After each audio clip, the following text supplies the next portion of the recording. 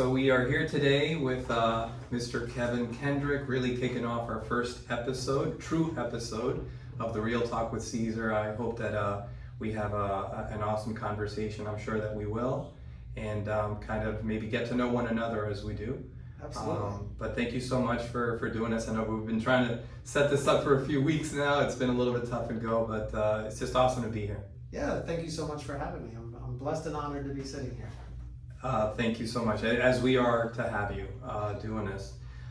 So for anybody that may be listening to this that doesn't know you or of your family, Team Kendrick, if you will, can you maybe just start by sharing a little bit on your, bio, whatever you want to share? Sure. So my wife and I, we live in Lake Nona. We've been in Lake Nona since we've been married. Her name is Yvette, and we have two boys. The oldest is now a freshman at the University of Florida, and our junior, the youngest, is a junior at Lake Nona High School. Something unique about us is we're a blended family, and so Carson, the oldest, is biologically mine. The youngest, Brandon, is biologically hers. Brandon lives with us full time, so I've pretty much raised him since first grade. And Carson's mom actually lives one zip code over. And the unique thing about our family, my wife Yvette is going out to dinner tonight with my ex-wife. And I don't have any plans. Well, they go and probably talk about us for a little bit. So it's been neat to be able to see our families, blended families, kind of connect beyond just what's the stereotypical of divorced couples and things like that. But we have a business. We're real estate agents in the Lake Nona Community. We sell all over Central Florida, but we've just kind of planted our flag in Lake Nona. This is probably where we do about 75 to 80% of our business. We have a team of agents. We have 7 people that, as a team, we all make up the Kendrick Team at Keller Williams, and then we outsource some of our duties as well. But we've been blessed really since 2016 to be in the top 1% of real estate agents in Central Florida. And when we really first started in real estate, in 2015, there's probably 10,000, 12,000 real estate agents in Central Florida. So to be able to have that now, knowing there's 20, 21, 22,000 real estate agents in Central Florida, and people continue to call us to help them either buy a home or to sell a home, that's a blessing. Today we had a family call us. They left Lake Nona 6 months ago. They only took their clothes with them to move to Nebraska, and they're coming back. They're flying in town, and they called me up and they said, "Hey, we need to sell our home in North Lake Park. Can you help us sell the home?" And it was just very flattering that they chose us to close out this chapter of their life. And so it's, we always kind of look at when we sell a home, we're helping someone start a new chapter with their family. We've seen young families buy their first home. We've seen people, sadly lose parents, and we sell those homes. And so everyone has a story, and that's part of our passion is getting to know people and getting to know their story and how we can relate to them. And a lot of times we become friends beyond the transaction. That is definitely something that I picked up on in researching your bio, at least what's available online. Mm-hmm. And in our few gatherings together as well, we've shared a little bit, some mutual folk that we know, like Pastor Ivan that we talked about previously. Mm-hmm. Definitely a lot of community awareness on behalf of your team and your family. Mm-hmm. Something that I found super interesting was, again, in researching a little bit on your bio, you're a 7th generation Floridian.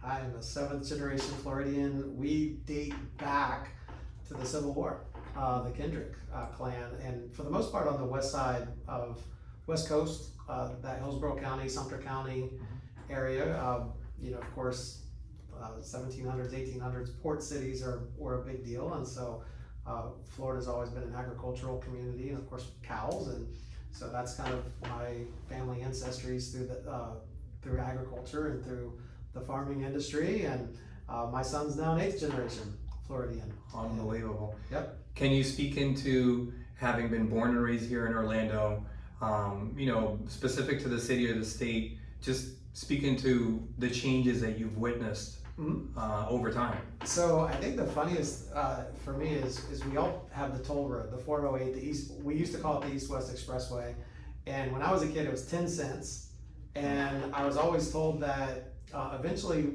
the toll was to pay for the road, and eventually that the toll would go away, and you wouldn't have to pay once the toll road was paid. Of course, now it's $1.50 at some places.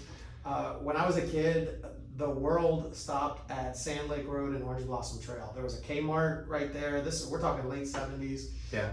There was no Florida Mall. Where Florida Mall is now, it was all orange groves. And so it was orange groves all the way down to Gatorland and Tupperware. And then it was orange groves all the way till you got to downtown Kissimmee. And I grew up on the south side of Orlando. I've always been on the south side. And it's just been, Oak Ridge Road was 2 lanes, Orange Blossom Trail was 2 lanes, John Young did not exist. There was no John Young Parkway. Orange Avenue was 2 lanes. And so I-4 was 2 lanes. Just kind of growing up and just seeing that. I'm 48 now and I've been here my whole life. Disney World was probably, $10, $15, and that was expensive back in the 70s. And so we grew up going to the downtown library, to Lake Eola, right here in Moss Park. It was a state park. Narcoossee Road was a dirt road.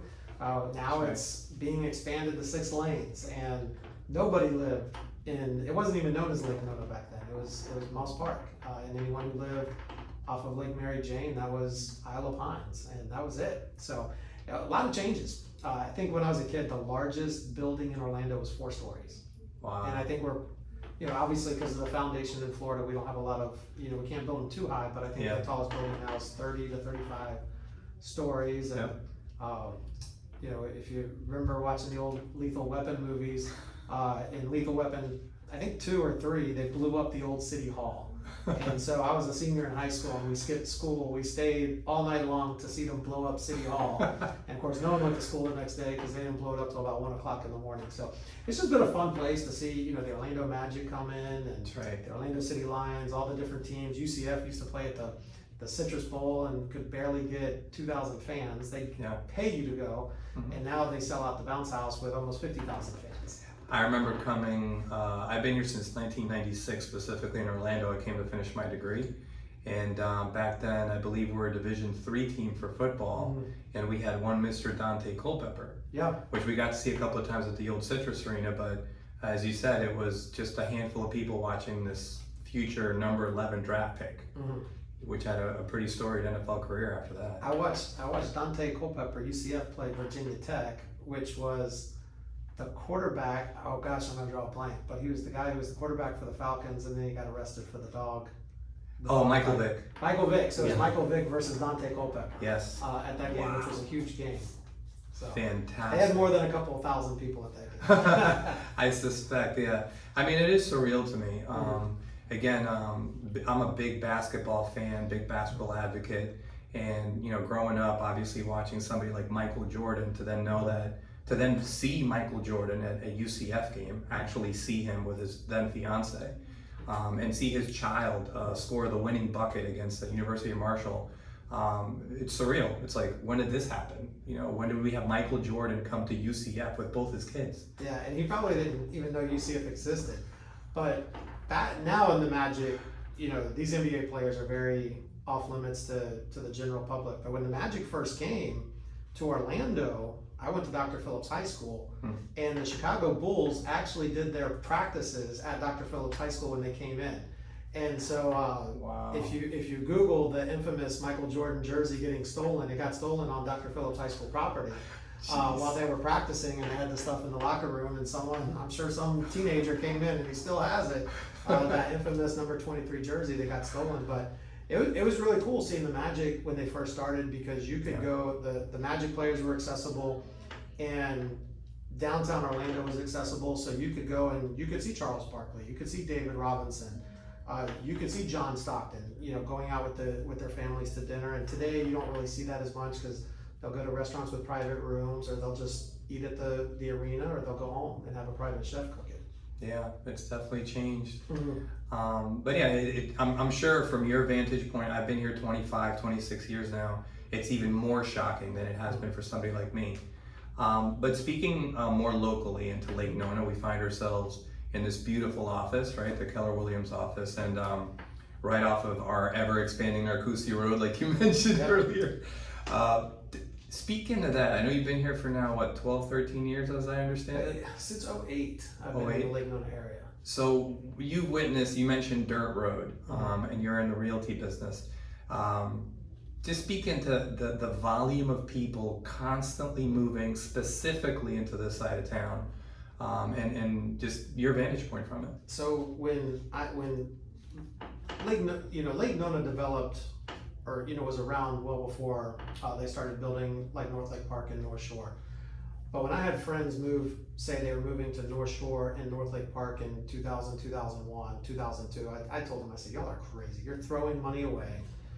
No one's gonna go to, back then it seemed like 45 minutes to an hour to get to a friend's house in Lake Nona, even though it's still 15, 20 minutes from the Soto area or the Conway area. And when it was being developed, I just couldn't wrap my mind why people would want to come here. Because at the time, you had the 7-Eleven at the 528, you had McDonald's, and that was it. And I think maybe the Publix just got finished being built. And so, to fast forward, when I came, they started to have, the Outback, there was the Publix built, there was a few other places. And so it was really interesting just to see the growth from '01 to '05, '06. Because we would come out here every once in a while, we'd see different, kind of how it expanded, and of course roads were now paved. But I really, and this is just my personal opinion, I'm sure the property appraiser can back this up with some real hard data, but we really saw some massive growth, probably starting around 2014, 2015. We're coming out of the recession. The foreclosures and the short sales are coming off the market, whether it's with investors who are renting, those homes, or people coming in purchasing. That's when you get Laureate Park is now, that started in 2012. That's starting to bump up. Randall Park, Story Park. And so that's 2015 is really when we got the big boom that I truly believe we're probably talking 60-70% of the Lake Nona residents today have been here since 2015. We don't have a lot of old timers, the pre-2015s, but as far as just the development in general, and of course I know everyone's waiting for Target and Whole Foods and the downtown center, and they may or may not come. I love our community. I love what our community stands for, what it represents. Love the schools. I love that our schools.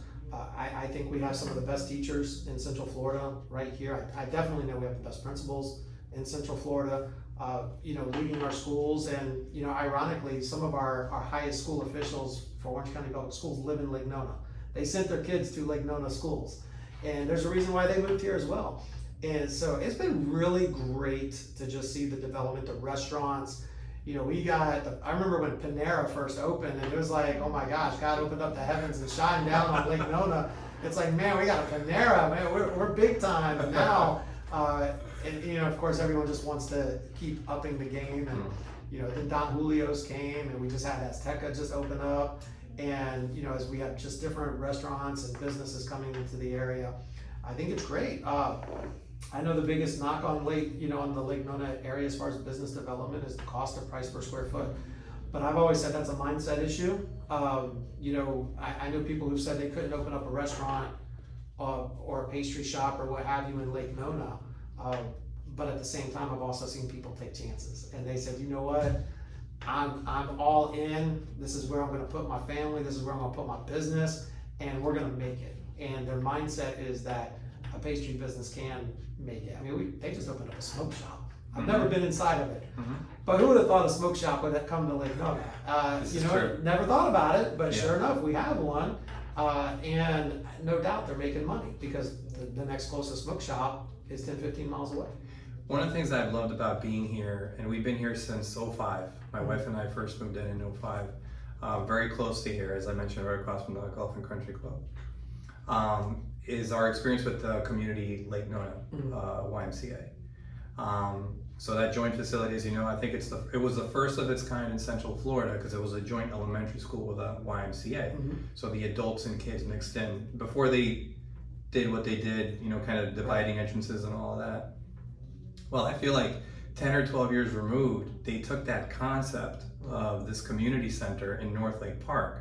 And if you look now at this newer community of Laureate Park, exponentially grew what that concept certainly was here by the numbers. Right.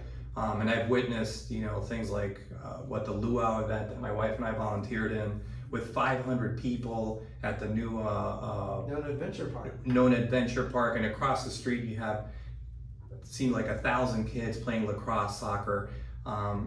Has the growth here exceeded your expectations? Because for somebody like myself, maybe a little bit more insular, not kind of like in realty, it has definitely exceeded mine. Yeah. So yes and no. So I love everything that's going on, but at the same time, I remember when the city of Orlando did a presentation, probably in about 2012, 13, 14, and they said, eventually the Lake Nona area is going to be bigger than Altamont Springs, Winter Park, and Maitland combined. So as far as I'm going, I'm thinking, from the outsider, someone's looking and they're like, hey, we just want the town center and Whole Foods. And I'm still looking at it from the perspective of, we're only 40% at capacity, 50%. We still have a solid 20, 25 years of development. And, for what we do, that's great, because we keep selling houses, and that's what we want. We want people to move here, and of course, people are going to move away, and they're going to move to different parts of the city or different parts of the country. But as far as what we have here, I've never had these lofty expectations of we have to have a Cheesecake Factory or Eddie V's or Capitol Grill, and I know a lot of people get upset anytime, like Ale House and Olive Garden, and those are chains, and people will say, oh, it's another chain. But the chains that you see on Narcoossee Road, that's what bring people into the community. It's hopefully in the town, and this is my prayer, is off, the town center off of Lake Nona Boulevard. That's where we'll see a little bit more nicer type restaurants and stores. And we know the Wave Hotel is going to have a steakhouse, a high-end restaurant called Pecan, spelled like bacon, but pronounced pecan. And so, I think we're going to have more, once we see Pecan take off, I think you're going to see more of those high-end restaurants that are going to want to come in. And, at the end of the day, those high-end restaurants, they need to see the infrastructure. Mm-hmm. We're still only 25,000 people that live on these two sides of Narcoossee Road, not counting St. Cloud. And so they want to see a bigger infrastructure, because they know their numbers. They know how many people need to live within an area for them to be successful and to make money. No one's coming here to lose money. Mm-hmm. And so I think it's coming. I'm excited for the future of Lake Nona. That's great to hear, because we certainly don't want to go anywhere else. We love this community and have loved seeing the growth. It seems like almost organic growth over time. Through now a couple of recessions, it seems like it's continually growing. Mm-hmm. But speaking to maybe a little bit specifically the Laureate Park area, it's being, as far as I understand, it's being built like a smart kind of city within the city area, and also very much health and wellness oriented from what I've seen myself and just some of the businesses that are already there. Can you speak into that a little bit? Yeah, Laureate Park is like its own beast, and it's like, it just keeps getting bigger and better. From autonomous vehicles driving you around. In fact, the first time I saw a Tesla was in Laureate Park. In fact, I think if you took all the Teslas and you put them in concentration of areas, the highest concentration of Tesla owners is in Laureate Park. It's a very green community, from solar panels to electric cars to charging stations in parking garages. My wife owns a Tesla, and anytime we go to Laureate Park, we drive her car because we can get a front row parking space. And but from the community trails, the outdoor environment, it's really about bringing people together. I know one of the biggest knocks about the whole Lake Nona area, most of the communities in general, we have small backyards. But the idea is not for you to go in your backyard and be with your family. It's to be able to go into community spaces and green spaces and get to know your neighbors, have kids playing together, have kids go from kindergarten to 12th grade together. Have them create these memories now. Have families that go, and I know this happens in Laureate Park, it happens in my neighborhood, where families get together, they meet on the playground, and next thing you know, they're vacationing together a few years later. Mm-hmm. And that you don't get the opportunity to do that in places like Winter Garden, Winter Park, because those communities are 100 plus years old. And many of those families have been there for 30, 40, 50 years. They grew up in the community. They have their friends. It's kind of like you're the new family coming in, and it's almost kind of like you're the Addams family. You're like, well, who are they, and why did they buy this house, and why they moved here from California? We don't want Californians here. And Lake Nona, everyone's moving here from all over the world, and we're all new. And that's what I like, going back to what I said about 2015. You know, most people are relatively new to our community. You're the anomaly. You've been here since 2005.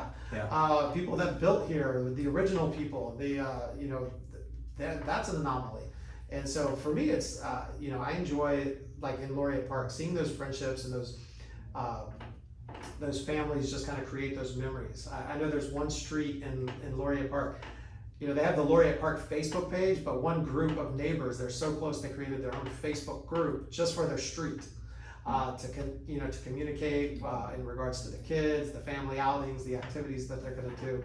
And then of course, they just opened up the Lake Nona Performance Club, which, is state of the art. It's like Bally's on crack, from back when we went to Bally's in the 80s and 90s, and it's just insane how amazing it looks. Incredible. And that's part of the health initiative and wellness. And then you've got Deepak Chopra coming in, and he's leading in meditation and yoga. And which now lives in Lake Nona. He does, at least I believe he does. I knew he was coming. And then, they offer free yoga, they offer free workout classes.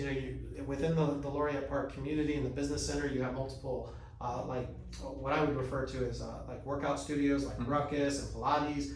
And so it's a very wellness minded, it's also very high tech minded. And so I think, it's going to have it's going to have the very first vertiport, the flying cars. So we're supposed to have our own first vertiport. No kidding. That's going to, not aware. I'll send you the link to that one. But 2025, we're supposed to have the first vertiport, and it's going to be in Laureate Park.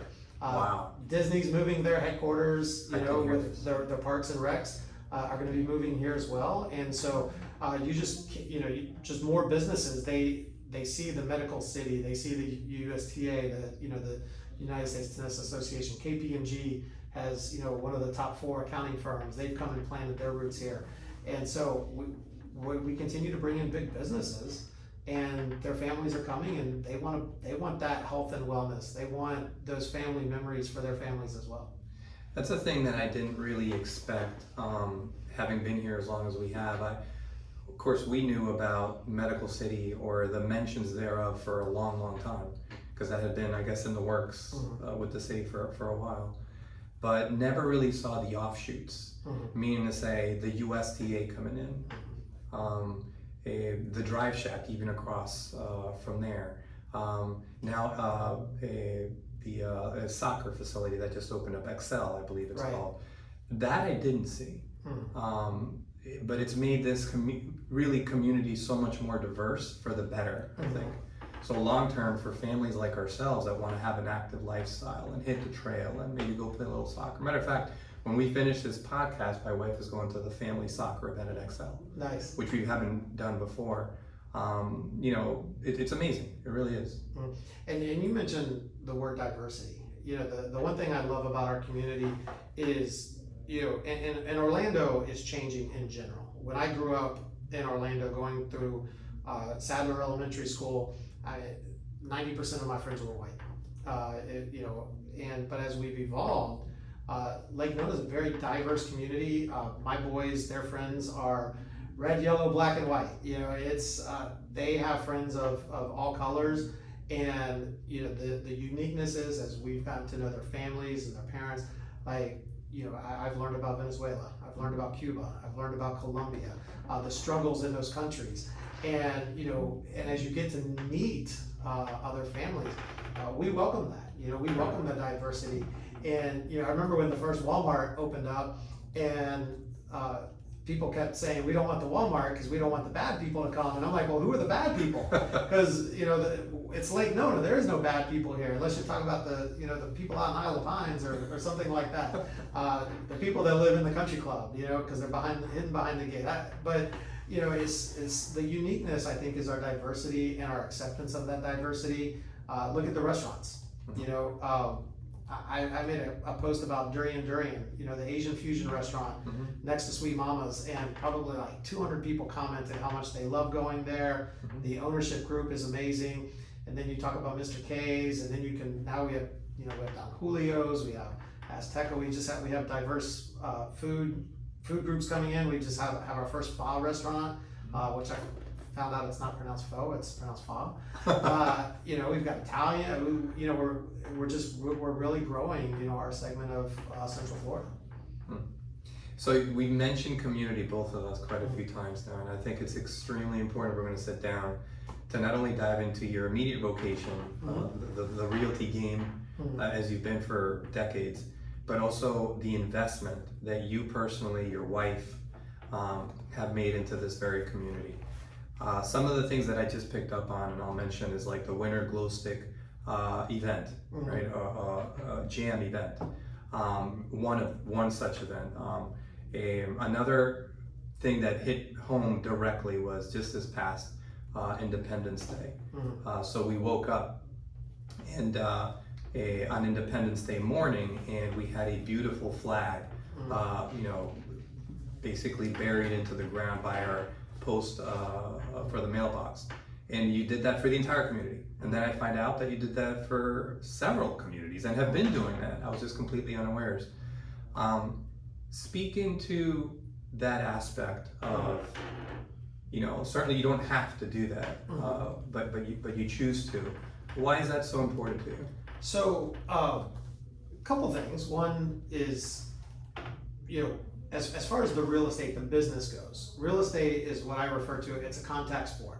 You have to touch people in order for them to know that you sell homes or help people buy homes. There are no ninja real estate agents. In fact, the real estate agents that are out there are probably not selling a lot of homes. And when I came to Keller Williams, they said you need to call so many people a day, you need to have all these touches, and that's great. I would pick up my phone, and I just realized I'm just not a big phone call person. I'm a face-to-face person, and my wife is the same way. So in October 2015, I said, can I take $500 and can I buy an outdoor movie screen and an outdoor projector, and can we do movie nights? And I had the speaker system already. And she said yes, and we went out and through some of this was just as our real estate business was starting to take off. At North Lake Park. And this is in North Lake Park. And so what we did is we invited just our section of North Lake Park, because there's four neighborhoods in it.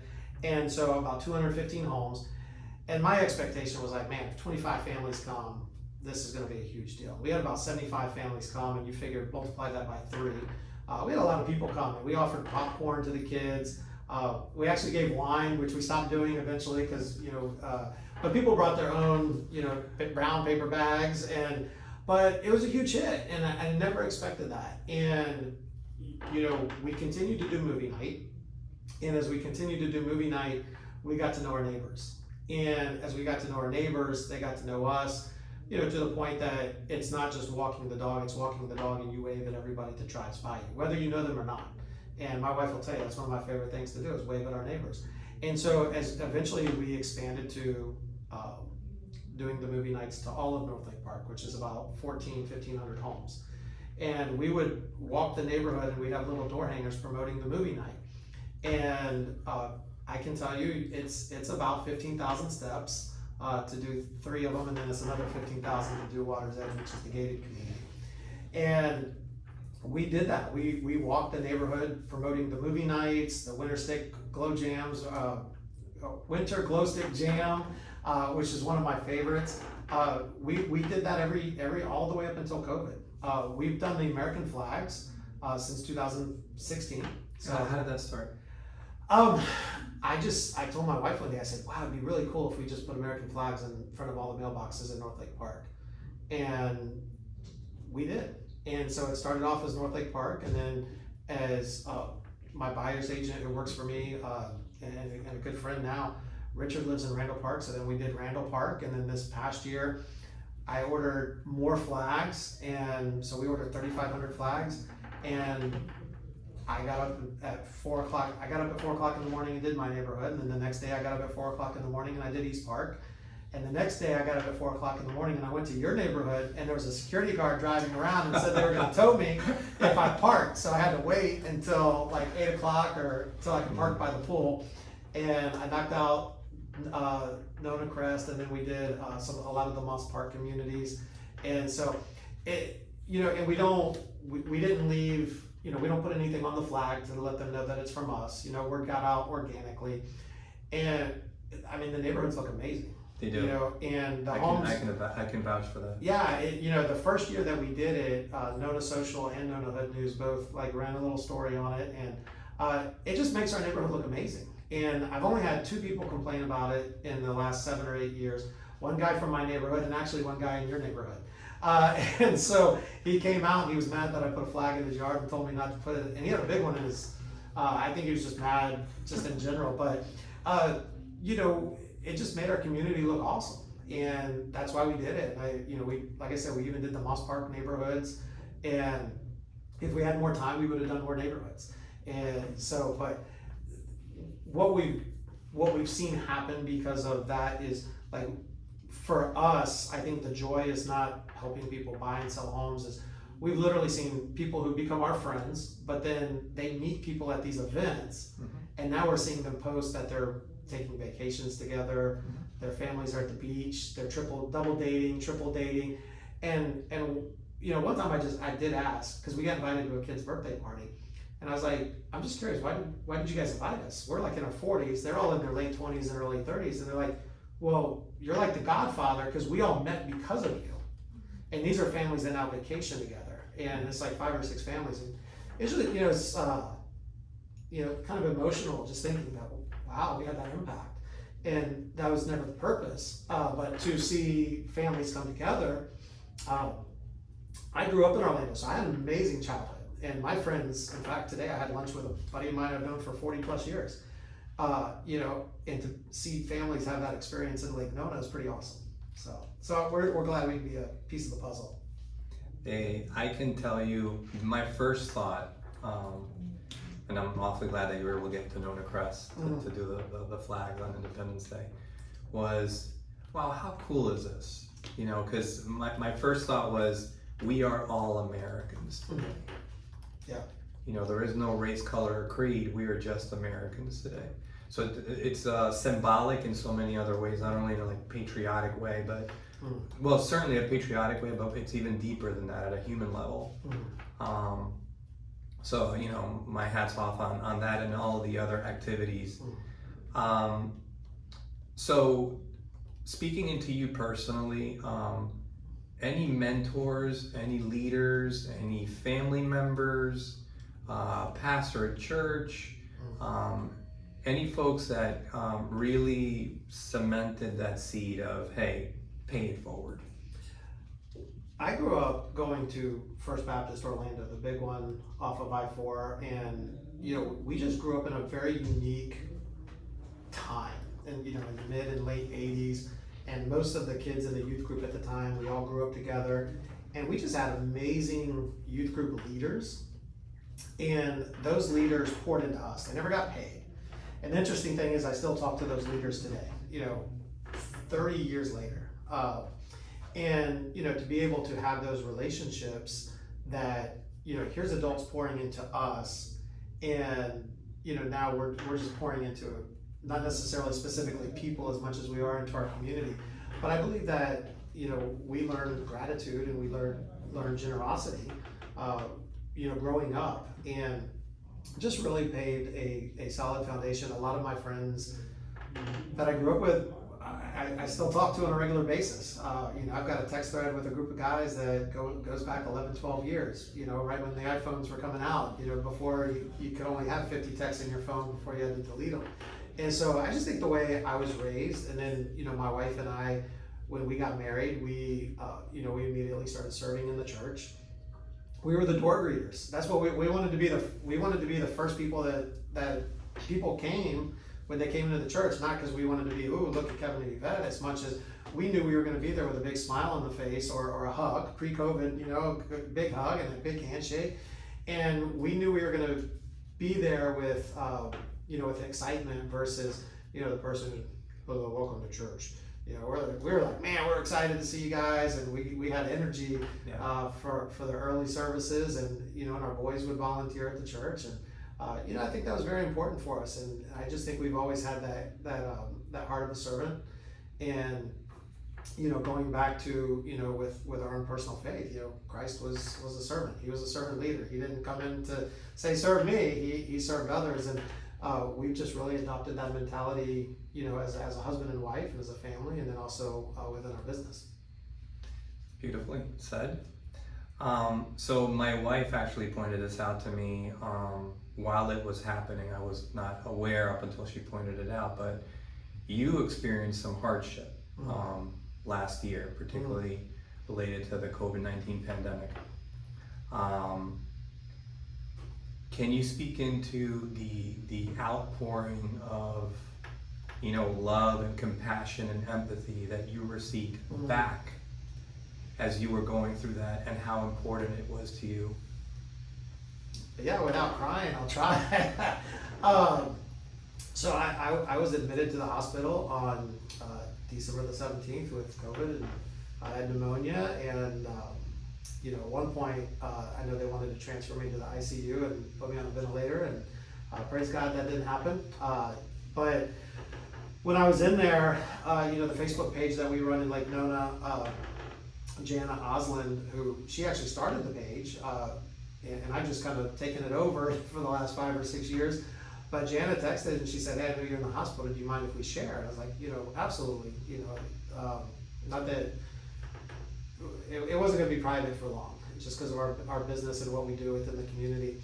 And just immediately, in fact, the first thing that happened was I was supposed to do the spelling bee at Laurier Park Elementary School. I was the word caller, and I had to cancel that. And then when word reached Laurier Park Elementary School that I was in the hospital, they actually sent flowers to my wife. And we do a lot with the teachers within the schools, and so that was when my wife sent me a picture of that. But it blew me away, just from text messages, Facebook messages, Uber Eats, gift cards, flowers sent to my family. A good friend of mine, Larry and Sonia Limos, they have a Dunkin' Donuts that's right by the hospital where I was at. They took Dunkin' Donuts to the nurses, specifically my nurses. People brought pizza and Chick-fil-A to my nurses. It was amazing. I mean, you don't expect that. You don't ask for that. You don't give with an expectation. A good friend of mine, Ryan Thomas, he said it was in my honor, and it's weird to say it like that, but he said he went to Publix and he bought 10 $100 gift cards, and he said because I was in the hospital, he wanted to give those to 10 single moms or 10 families that were struggling. Well, what people don't realize is Ryan did that. Well, then it turned into another family came in with 15 $100 gift cards, and then another family came in. And when I do my podcast, I always finish with saying, go do something nice for somebody, buy a cup of coffee, let them in on Narcoossee Road, something simple like that. Just be nice and let them in on Narcoossee. And it was nice to see people doing that people were like posting on, they created a prayer page for me, which is still very active today. It's no longer prayers for Kevin Kendrick, but it's a prayer and encouragement page, and it's still very active. People praying for people who are in the hospital or suffering. And people would post on the page, hey, I went and I paid for 10 people's meals at Dunkin' Donuts. So it was mind blowing, mind numbing. I still every once in a while I'll scroll all the way down to the bottom and kind of work my way to the top. We were supposed to I went to the hospital on a Thursday. We were supposed to do a Christmas parade through North Lake Park on Sunday. And when I went to the hospital, I told the doctors, I said, I need to go home on Saturday because I have a Christmas parade. And of course they said, well, that's not going to happen because you're going to be here for a while. And so we canceled. My wife canceled the Christmas parade against my wishes. But the neighborhood did one. Got Santa. On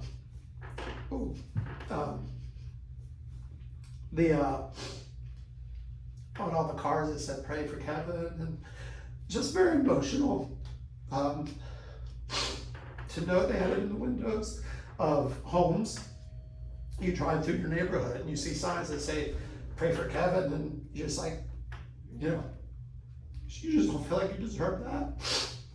And it's still very, very raw, very emotional to know that people you don't know did that. And still to this day, like just like 2 weeks ago, my wife and I were at Nona Blue, and this lady comes up and she goes, excuse me, are you Kevin and Yvette Kendrick? And you know, of course we said yes, and she goes, I want you to know we were praying for you in the hospital, and that's 8 months ago. And we still get that to this day. People come up, and I was actually with one of the owners of a local restaurant. We've never met, we've always talked on Facebook, and we finally were in the same place at the same time, and you know, in the midst of having fun at the restaurant, he said, he put his arms on me, he said, I want you to know, I pray for you every day. And that means a lot. So It's palpable. yeah, I could see it. yeah, it's raw. It's very raw emotion, and Yeah. it's funny because my wife doesn't see me cry often. So so for when I get emotional, a lot of times it just has to, you know, it has to do with being in the hospital and knowing my family was taken care of. I mean, people showed up at my wife's doorstep with Christmas presents on Christmas. So it was mind blowing, you know, because she was in quarantine. So I just think it's a beautiful thing to share, because we don't highlight that enough. Not only about the Lake Nona community, but any community. Right. That we do care. We are people that care about our neighbors. yeah, We are people that can go the extra mile so that somebody else's pain is a little bit lessened. But to see that play out so publicly, and you know, and knowing that happened within my own community is extra special. we're a very, and that's one thing too that's I love about Lake Nona. We're a very giving community. I mean, we've seen people's homes get burned down, and they raise $25,000 in 2 or 3 days, and or we've seen homes get robbed, or kids get hit by cars, and you know, and then the community just steps up. And not saying it doesn't happen in other communities, but once again, because we're still a new community, I think people step up. Everyone knows it's like 6 degrees of Kevin Bacon. Everybody knows somebody in Lake Nona, and you're connected somehow in the Lake Nona community. That you, like when the first time we met, we were connected by Pastor Yvonne and didn't even know that. Right. You know, and so we're all connected in some capacity. And I think that's the uniqueness about our, you know, the Lake Nona area, is that when someone's hurting, the community is ready to step up. Right. So, and I think that the fact that you know, there are community-wide events such as the ones that you're actively working on, for people to get to one another. I think a lot of times what's missing is just bonding. We don't know one another, and that alone, that just being able to establish that bond, create a sense of community, leads to, like you mentioned, not just going on trips together, but being able to make it through hardships together.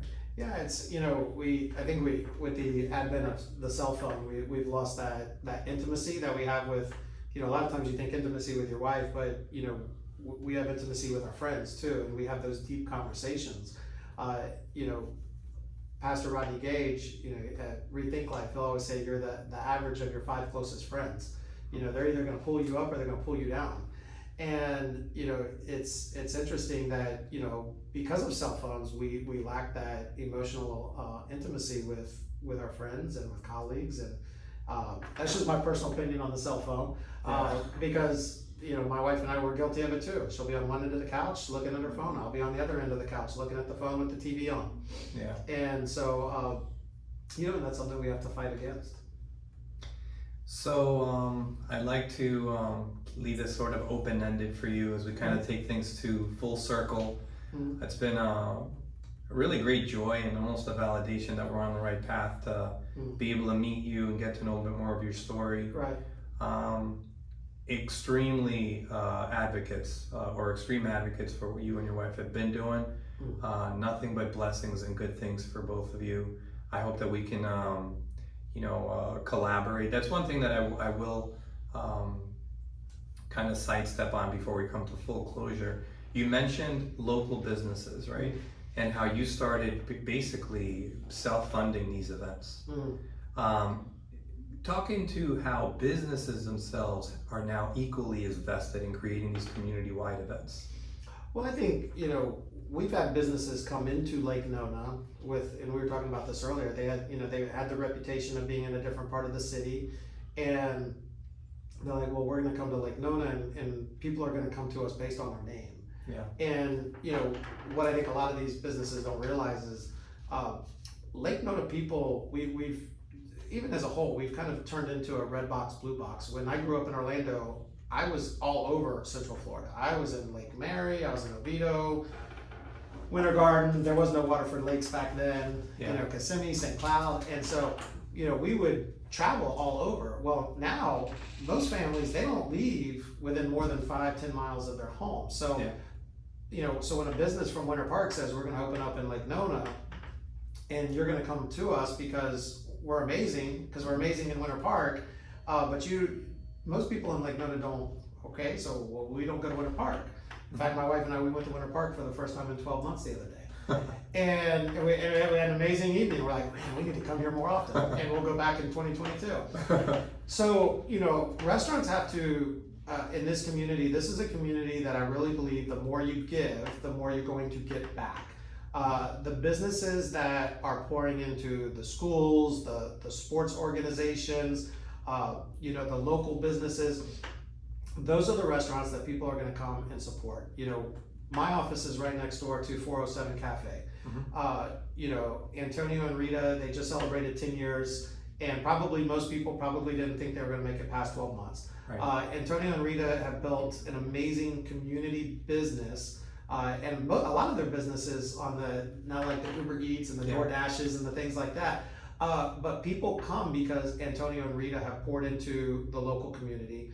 They're on the north side of Nona, so they don't get a lot of that Laureate Park and Eagle Creek, but they get a lot. If someone wants ice cream or gelato, they're going to go to 407 Cafe. That's where I go to get my fancy coffees. Yeah. And I think as you see your businesses go, specifically the restaurants, and I'll give a good example of one of the most recent new restaurants, Tomasino's.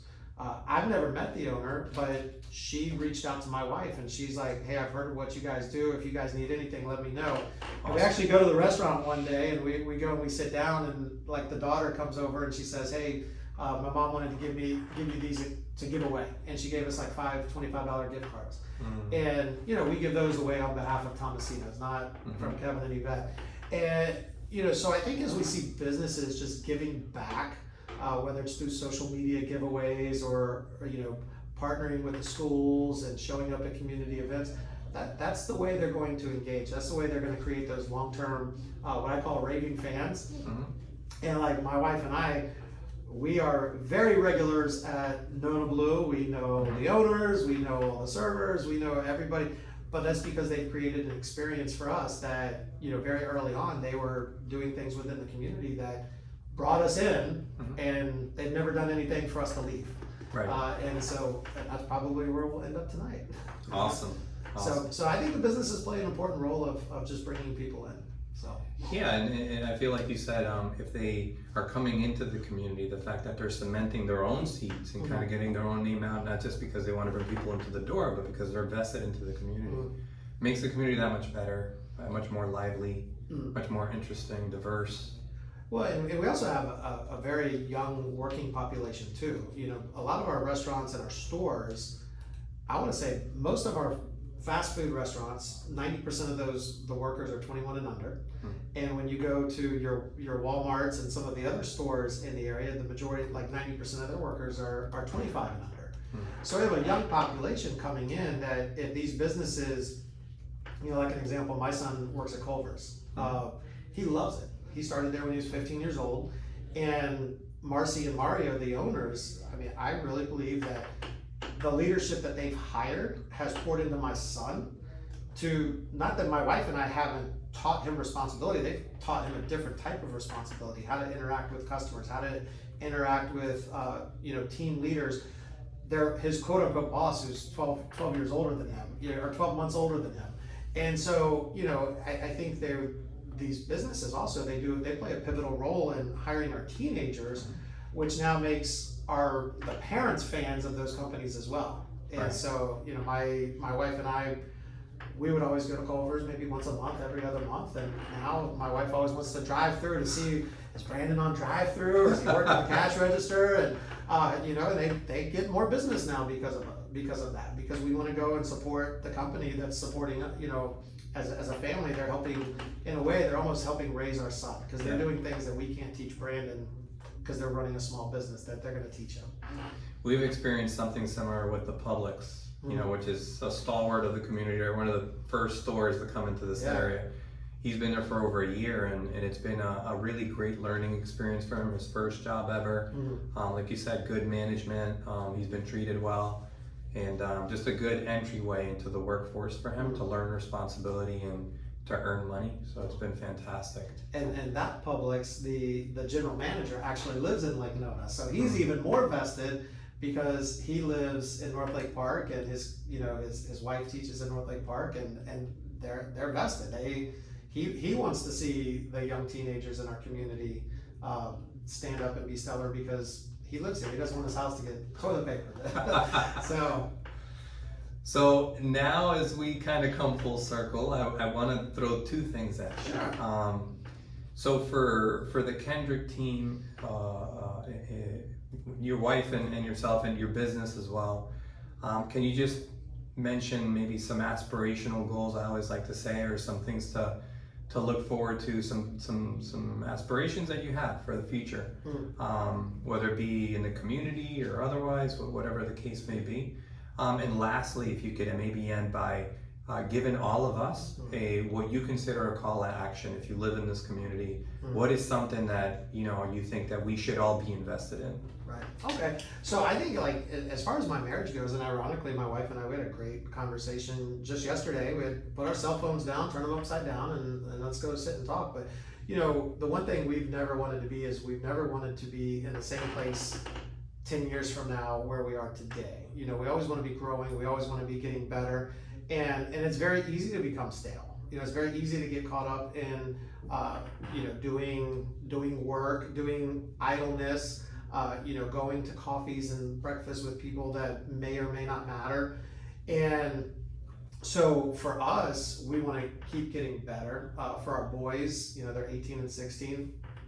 We want to continue to pour into them, and more than anything, especially as they're getting ready to date, maybe, or dating currently, we want them to learn not what society says how you treat a woman, but how your grandparents taught, how your grandfather taught your grandmother, how your dad treats your mother, and we want you to treat young ladies like that, whether it's just a one-time date or it's a long-term committed date. We want them to treat ladies with respect, and chivalry's not dead. And the day you don't open a car door for a woman, or open the door going into the store, I said she has every right to turn around and go back inside the house, because that's not how we've raised our boys. And I don't think they can ever say they've not seen me open up the car door for my wife. And so but I think from the family aspect, we just want to continue to get better. In the business, we just we never had aspirations of having 6 agents on our team. It was always just going to be Yvette and I. And as Richard came on the team, Richard just really he and I work extremely well together. I'm really good at getting in front of 100, 200 plus people, and he's really good at calling them and following up with them. And so he's really helped take our business to a new level. And then we've had other agents who just continue to improve us. So for us, it's not about how many transactions or the volume, which God's been good. We've sold a lot of homes, but we just want to get better. We want to get better with our processes, our procedures, and as far as people goes, our people that work for us, we want to make sure that we hire the right people. We want the right people on the right seat on the right bus. We want to make sure the bus is going in the right direction. And as far as our customers, we want them to make sure that they matter. That when the transaction's done, and ironically, the room that we're in right now is where I do a lot of my closings. I don't want anyone to ever feel like that they were a commission check, right? That they had a dollar sign on their forehead, and that's why we did what we did. We want them to know that they matter, that we care about them. We keep in touch with all of our customers. We have a bay at Topgolf, and they can use the bay at Topgolf anytime they want. And we bought that not because we like golf, but because we know that Topgolf's 15 minutes away from Lake Nona, and they can go and use it. And we do customer appreciation pop-ups. We rented out the patio at Don Julio's and did a customer appreciation event. And so we want our customers to know they matter.